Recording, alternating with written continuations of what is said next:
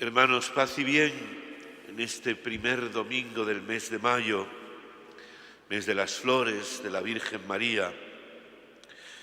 Hemos escuchado el Evangelio, el hermoso Evangelio de San Juan, siempre tan cargado de simbolismo, de significado.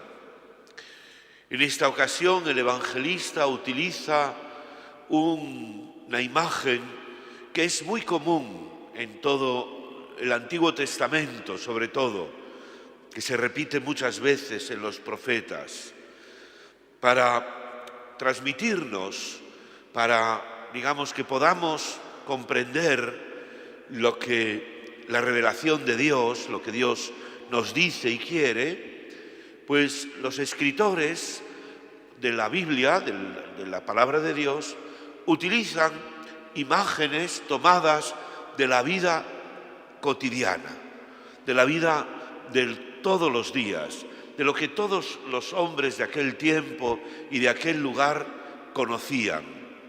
Y en concreto era una sociedad agrícola, mediterránea, y por eso aparece muchas veces en la Biblia pues la imagen de la viña, de la higuera, del olivo, del trigo, de las ovejas, el mundo que conocían, la vida que tenían. Y decían los textos de los profetas y de los salmos: la viña del Señor es la casa de Israel.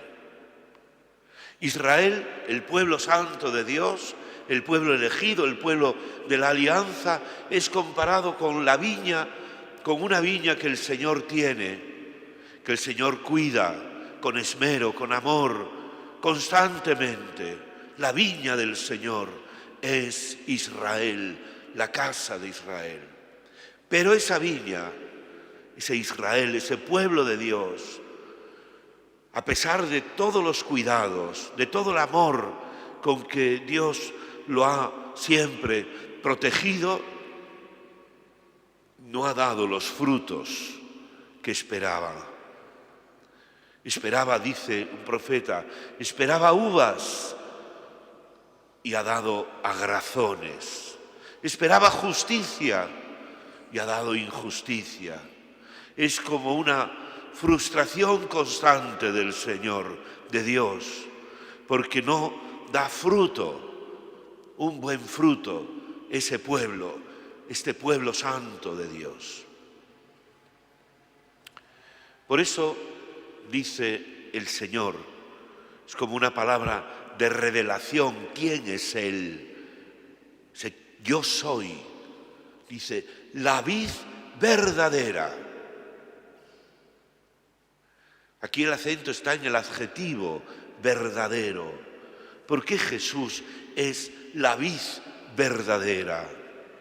Pues porque Él sí ha dado fruto, porque Él sí ha vivido en la voluntad del Padre, porque Él sí ha vivido en la obediencia de Dios Padre, porque Él sí ha vivido y vive el amor del Padre.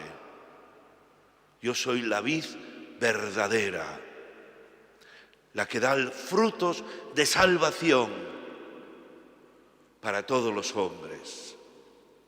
Porque esta es la misión de Israel, la misión del pueblo judío, la misión que Dios le ha dado a este pueblo elegido, es el ser el portador, el estandarte de la salvación de Dios para todos los pueblos.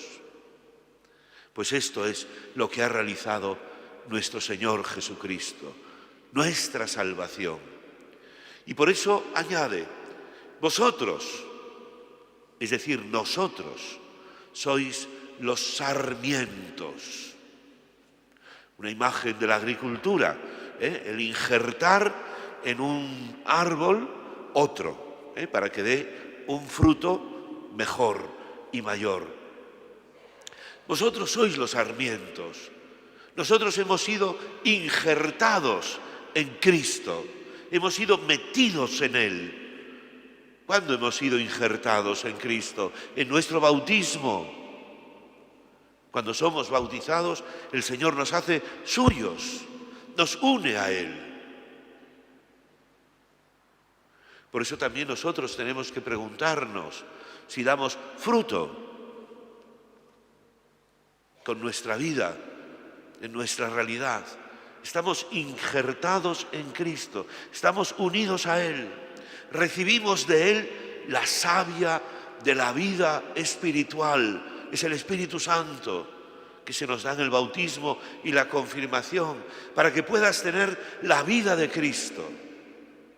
Por eso para nosotros, igual que para Él decía vid verdadera, para nosotros los sarmientos, este Evangelio repite constantemente una palabra para que se nos quede bien grabada. Permaneced. Permaneced en mí. Permaneced unidos a mí. Porque sin mí no podéis hacer nada. No podéis dar fruto.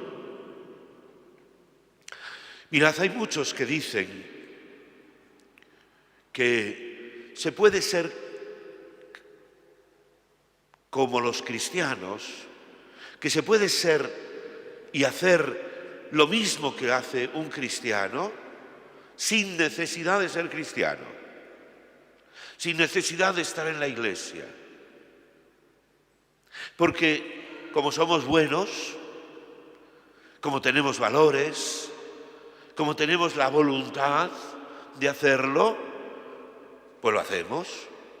De manera que entre ser cristiano y no serlo no hay ninguna diferencia. Es lo mismo. Se puede vivir y hacer lo mismo sin necesidad de Dios, de la Iglesia, de Cristo. ¿Qué nos dice hoy el Evangelio? Que esto no es verdad. Que esto no es verdad, que el querer hacer el bien sí lo tenemos en nuestra mano, pero el realizarlo no. Porque nos sale enseguida nuestro egoísmo, nuestra concupiscencia, nuestro cansancio, nuestro pecado, nuestra limitación, nuestra imperfección, el amor propio, ese buscarnos a nosotros mismos constantemente. Querer hacer el bien lo tengo en la mano, realizarlo no, porque somos débiles, no somos Prometeo, omnipotentes, no somos como Dios. Esa es la tentación del paraíso, seréis como dioses, no lo necesitáis a Dios. Tú puedes, ese superhombre del mundo, ese superhombre que es falso. ¿Qué descubre Adán? ¿Qué descubre el hombre cuando cree que es como Dios? Cuando quiere ser como Dios. ¿Qué descubrió? Que estaba desnudo y sintió vergüenza y acusó al otro. Tú tienes la culpa. Y empezó el enfrentamiento que terminó en la muerte de Caín y Abel, la muerte de los hermanos. Querían hacer el bien, el que a ellos les parecía. Y así, esta es una constante de la historia y de la vida personal. Sin Dios no podemos, sin Cristo no podemos, con Él sí, porque es la gracia de Dios en nosotros. Es el Señor quien nos hace capaces, quien nos da la savia vital. El que permanece en mí, ese da fruto abundante. El que permanece en mí y yo en él. Fijaros, esto es como la comunión. Cuando comulgamos, cuando nos acercamos a la Santa Comunión, pensamos que el Señor, que Dios, el Hijo de Dios, entra en ti, ¿verdad? En tu corazón, en tu alma. Has comulgado, tienes al Señor contigo, dentro de ti. Pues mirad, es exactamente al revés. Cuando comulgas, entras tú en Cristo. El Señor te une a Él y por eso Él está en ti.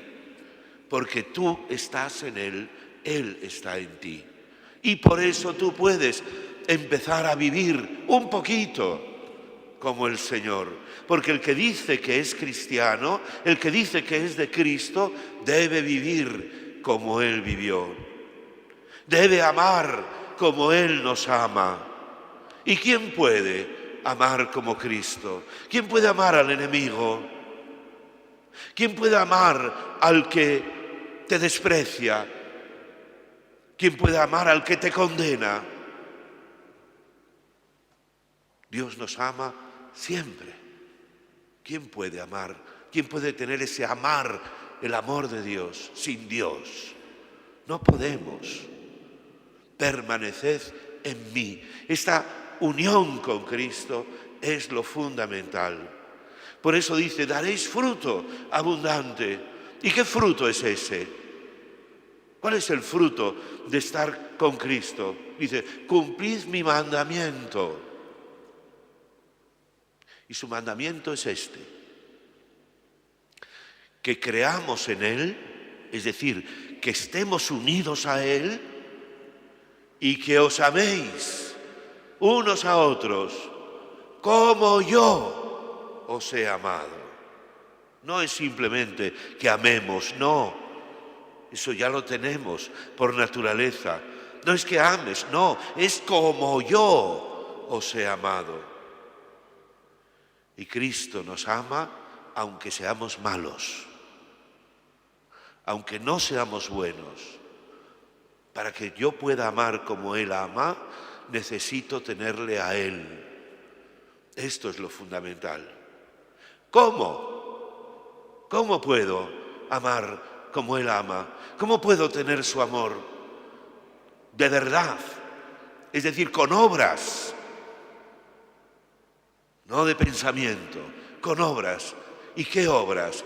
Esto es lo que tenemos que pedir cada día al Señor, al Espíritu Santo, que Él me muestre cada día, hoy, solo por hoy, como decía San Juan 23, solo por hoy, que el Señor me muestre cómo yo tengo hoy que vivir, cómo hoy tengo yo que amar y a quién, a mi hermano, a aquel que Dios pone en el camino de mi vida. Que el Señor nos lo conceda.